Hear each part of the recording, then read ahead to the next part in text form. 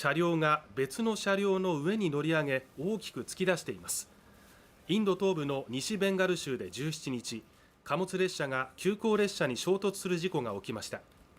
ロイター通信によりますと、貨物列車の運転手を含む少なくとも15人が死亡、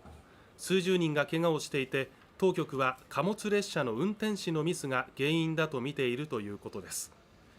隣のオディシャ州では去年6月、列車同士の衝突事故で288人が死亡しました。